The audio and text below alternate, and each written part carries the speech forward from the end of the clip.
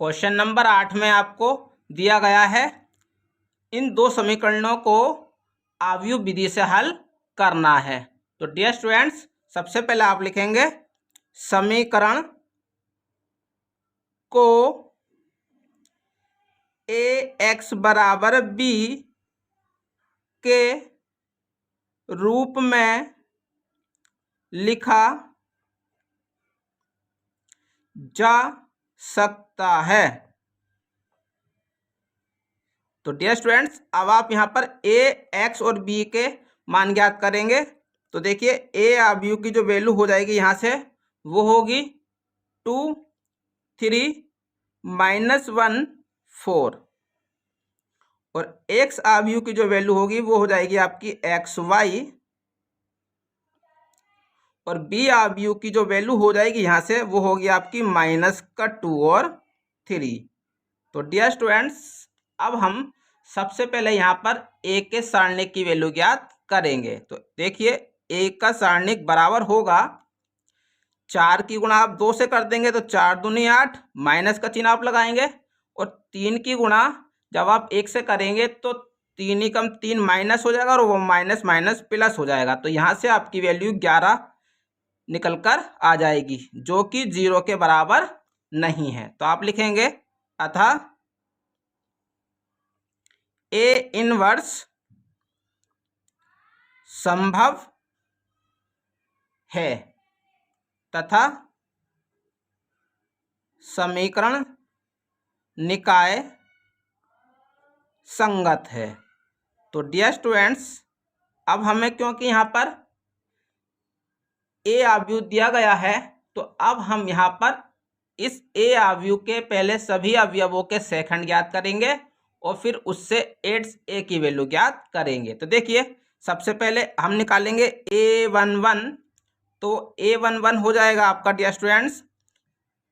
तो dear students, सबसे पहले आप यहाँ से A11 की वैल्यू ज्ञात करेंगे। तो देखिए A11 बराबर हो जाएगा आपका -1 की पावर 2 और देखिए A11 पहली पंक्ति का पहला अवयव जो कि आपको 2 दिया गया है और 2 आपका इस वाले स्तंभ में आ रहा है, इसको छोड़ दीजिए और इस वाली पंक्ति में आ रहा है, इसको छोड़ दीजिए। तो यहाँ से आपका बचेगा 4।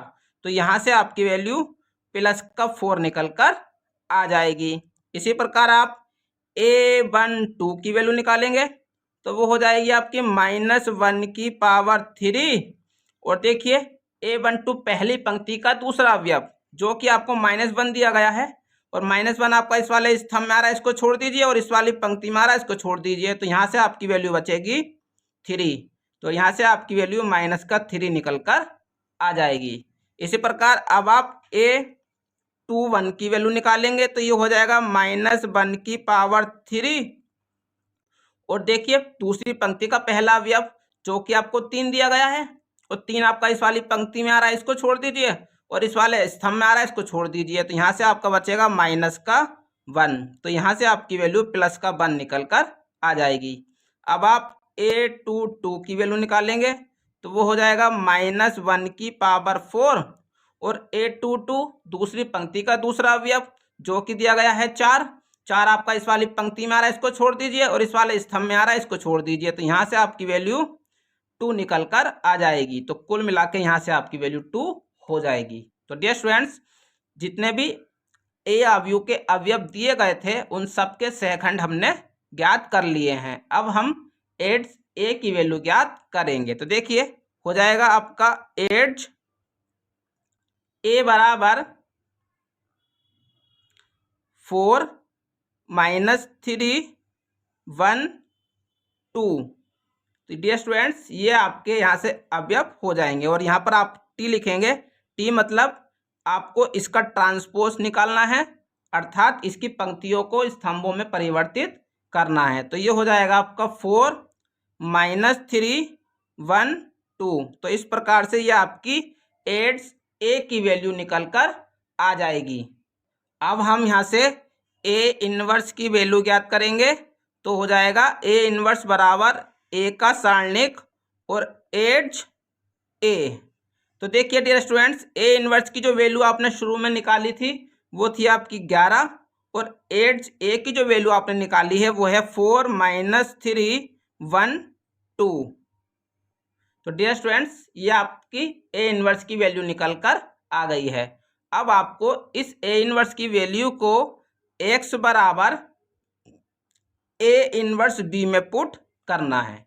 तो देखिए, x की जो वैल्यू है वो तो है आपकी xy बराबर ए इनवर्स की जो वैल्यू आपने निकाली है वो है 1/11 और 4 1 - 3 2, ये आपकी ए इनवर्स की वैल्यू है। और बी आव्यूह की जो वैल्यू है आपकी वो हो जाएगी -2 और 3। तो डियर स्टूडेंट्स, अब आपको इस आव्यूह की गुणा इस वाले आव्यूह से करनी है। तो देखिए, 1/11 ऐसे ही रहेगा और ये हो जाएगा आपका -8 + 3 +6 और +6।